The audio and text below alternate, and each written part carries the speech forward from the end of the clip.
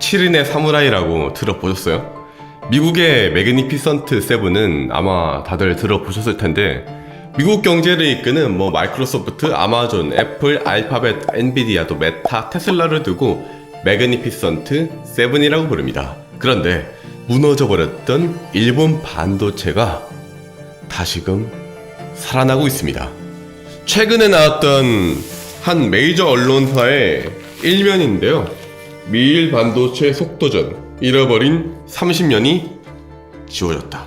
일본은 지난 30년간 경제 성장이 멈추며 오랜 경제 불황을 겪고 있었으나, 최근 언론사에서는 미국과 일본이 반도체를 견인하며 잃어버린 30년을 지웠다고 말하고 있는 겁니다. 그리고 최근에 일본의 7인의 사무라이가 일본 경제를 이끌고 있다고 하는데, 무려 지난 1년 동안 주가가 257%나 오른 스크민홀딩스라던가 아니면 220% 오른 디스코를 비롯해서 도쿄 일렉트론, 미쓰비시 상사, 토요타, 스바루를 두고 사무라이 세븐이라고 부르는데, 이들 덕에 무려 34년 2개월 만에 일본 대표 주가 지수인 니케이 지수가 사상 최고치를 경신했습니다. 2024년 들어서 일본의 주가 지수가 16.85%나 오르는 동안 코스피는 고작 0.33% 오르는데 그쳤습니다. 최근 1년 동안의 상승률의 격차 또한 무려 33.42%포인트에 달합니다. 그리고 이 사무라이 세븐 중에 무려 4곳이 반도체 장비 기업입니다. 오늘 일본과 미국의 엄청난 진격부터 한국의 미래까지 영상 한 방에 정리해서 알려드리겠습니다. 일본은 본디 전통적인 반도체 소재 장비 강국입니다.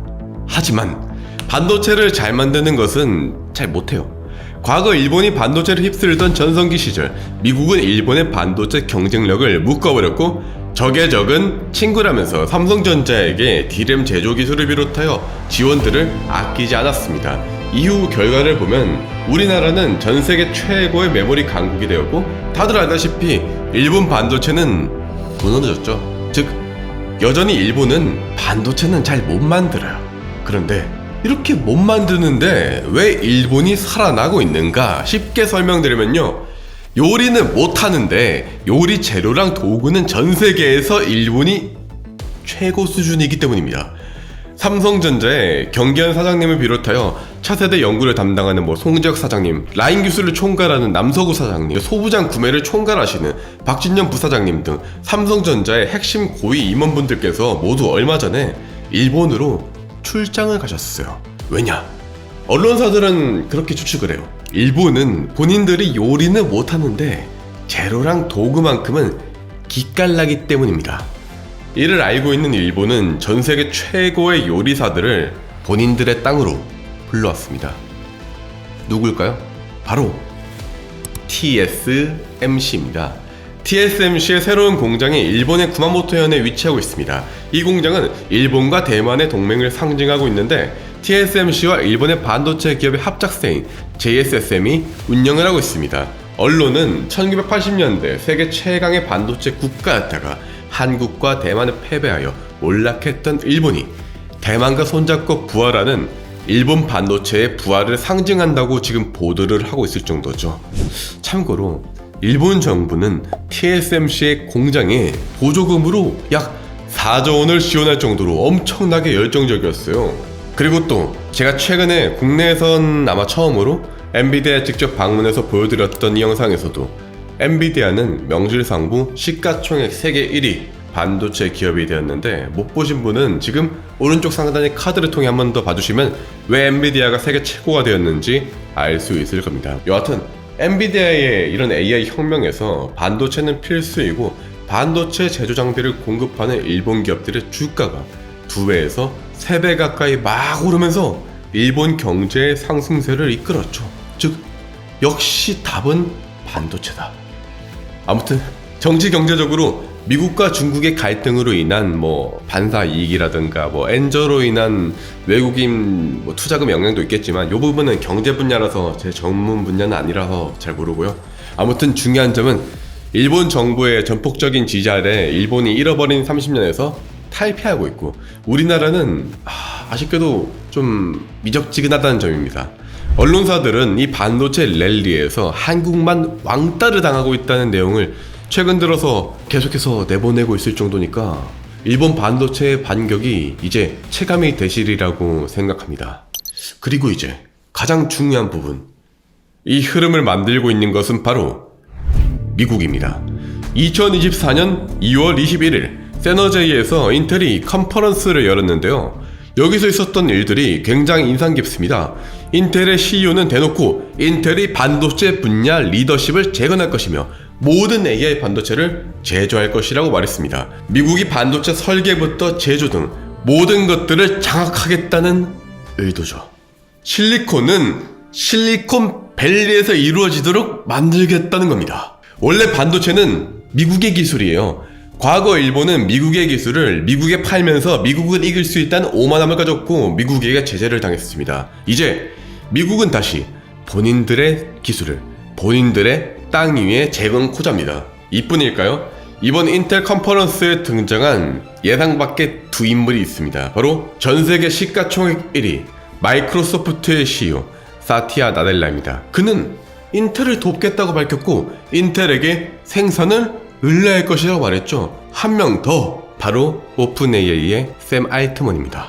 샘 알트먼은 인텔의 재기를 볼 수 있어 기쁘다고 말했고 인텔의 CEO가 우리가 공장을 많이 짓고 있으니까 마음껏 AI 반도체를 찍어내라고 답했는데 샘 알트먼은 좋다라고 답을 했죠.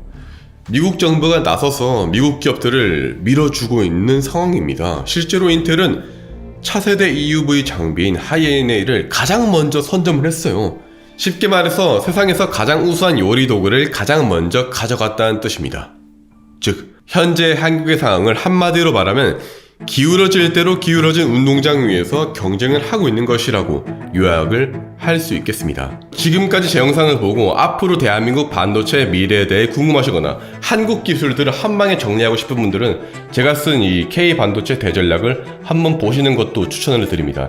현재 대한민국에서 가장 잘 나가는 패밀리스 스타트업인 리벨리언의 박성영 대표님, 필요사의 백준호 대표님을 비롯해서 각계 반도체 최고의 전문가분들께서도 감사하게도 굉장히 높은 평가를 해준 책으로 반도체 기초부터 미래에 대해서 모두 한 권에 정리했으니까 많은 관심 부탁드리고 고정 댓글 참고해주시면 되겠습니다. 자, 본론으로 들어와서 2024년 연초 대비 엔비디아는 무려 58.6%, 미국의 AMD는 23.4%, 대만의 TSMC는 17.5%, 일본의 도쿄 일렉트론은 44.8% 오르는 동안 우리의 삼성전자는 아쉽게도 7.1% 하락했습니다. 결국에 돈은 미래에 대한 기대감으로 흘러가기 마련일 텐데 전문가들은 이 결과를 두고 기울어진 운동장이라는 위협이 반영된 것으로 바라보고 있습니다. 인텔은 미국 정부의 대대적인 지원과 함께 2027년까지 삼성전자를 추격하겠다는 분명한 메시지를 던졌고 미국은 인텔에 100억 달러 이상의 보조금을 검토 중인 것으로 알려져 있습니다. 물론 삼성전자도 지지 않습니다. 2023년 6월에 열렸던 삼성 파운드리 포럼에서도 제가 직접 참여해서 그 열정과 의지를 피부로 느꼈었는데요. 2025년 2나노 공정 양산을 이제 시작할 것이고 2027년에는 이제 차량용 반도체까지 확장할 것으로 밝혔습니다. 지금 당장은 어쩌면 TSMC에 비해서 한 발짝 뒤져져 있을 수도 있으나 삼성전자는 세계에서 가장 먼저 GAA라는 가장 앞선 기술을 선보였었거든요. TSMC보다 빠르죠. 즉 더 빠르게 노하우를 쌓았을 겁니다. 그렇기 때문에 TSMC가 GAA라는 기술을 접목할 한 2025년쯤부터 삼성전자와 TSMC 간의 차세대 공정을 통한 본격적인 경쟁이 시작될 것이고 삼성은 여기서 역전을 노리고 있습니다. 쉽게 비유를 해드리면요.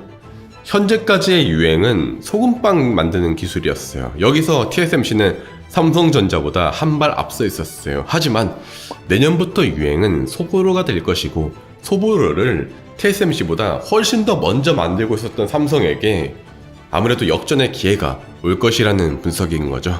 무엇보다 일본 반도체 소부장의 부상과 별개로 네이처는 일본 과학이 더 이상은 월드 클래스가 아니라고 밝히고 있습니다. 실제로 일본 과학의 세계적인 기여도는 점차 감소하고 있는 추세예요. 일본도 마냥 좋은 상황은 아니라는 것이죠. 본인들이 주도하는 형국은 아니며 미래에 대한 불확실성도 점차 커지고 있기 때문입니다. 모든 면을 종합해서 볼 때 결국 핵심은 미국이 주도하게 될 것이고요. 미국과 어떠한 협력 관계를 구축하는가가 핵심이 될 가능성이 높습니다.